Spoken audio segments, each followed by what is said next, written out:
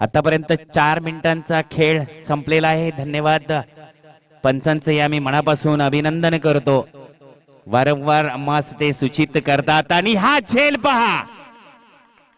गोलंदाजाला साथ कशी द्यावी, मी माझ्या संघासाठी माझं 100% इफर्ट्स किती द्यावा याचा उत्तम उदाहरण या क्षेत्ररक्षणाच्या झेल मधून पाहायला मिळालं. पियुष पाटील नावलौकिकतेचं या लीग मध्ये सर्व तरुण पिढीने मात्र आपल्या खेळाच्या शैलीने छाप पाडली असं म्हणायला हरकत नाही. अमर माघारी परततोय आणि अमरची जागा घेण्यासाठी येतो तो राजू नारकर.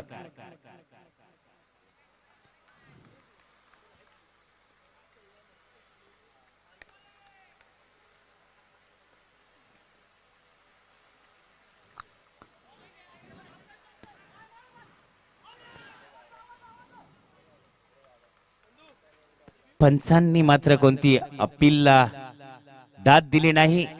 चांगलं रनिंग बिटवीन द विकेटचं कॉम्बिनेशन पाहायला मिळालं. एका धावेने संघाचा धावफलक मात्र पुढे जाईल. संघाची धावसंख्या होते ती 16 आणि आता गुणलेखकाची धुरा सांभाळतात ते मोठा सागर म्हणावा, मोठा सागर कोटकर म्हणावा लागेल.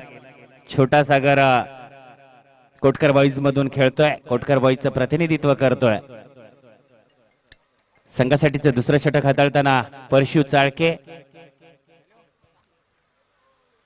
प्रतिस्पर्धा होती खरोखर. तुम्हाला जर हुकूमत गाजवायची असेल तर धावसंख्या कुठेतरी मोठी उभी करावी लागणार. हे आपण कालच्या सत्रापासून पाहत आलोय. आता ही कोणती चूक नाही, तोच क्षेत्ररक्षक आणि तितक्याच तोला मोलाचा झेल टिपलाय आणि बंटी केळसकरला मात्र माघारी परतावं लागतंय.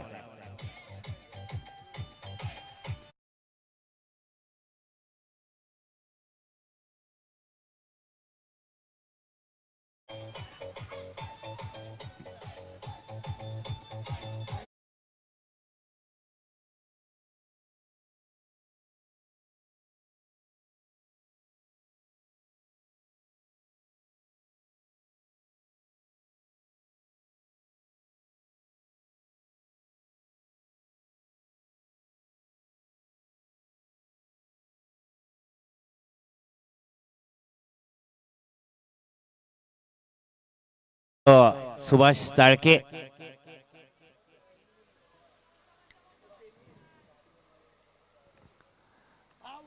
आणि पुन्हा एकदा विकेटचं पतन होत आहे. गोलंदाज मात्र राजधानी एक्सप्रेसची रफ्तार गोलंदाजी करतोय.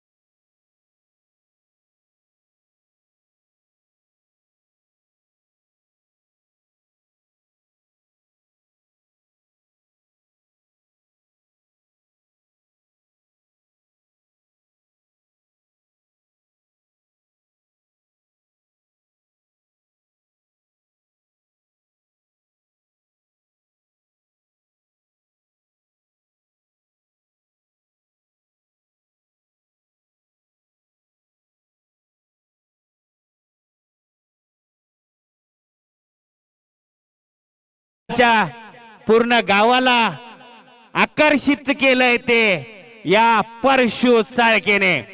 जवळजवळ मला वाटतं अर्धा गाव आता या सामना पाहण्यासाठी आपल्याला व्यासपीठाच्या डाव्या बाजूस पाहायला मिळतोय आणि आपल्या आलेल्या प्रतिनिधींना, मान्यवरांना आकर्षित करणार अशी गोलंदाजी पाहायला मिळते परशु चाळके याची.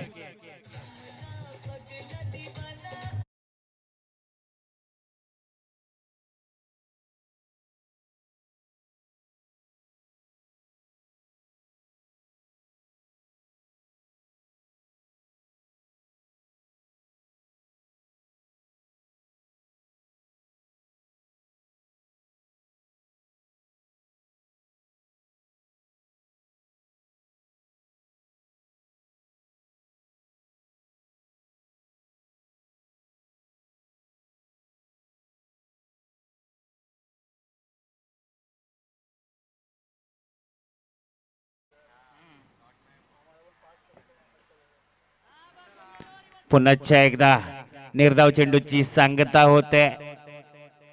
4 विकेट 1 धाव देऊन षटक हाताळलंय ते परशु चाळक्याने. गुंडास्फोटचा अष्टपैलू खेळाडू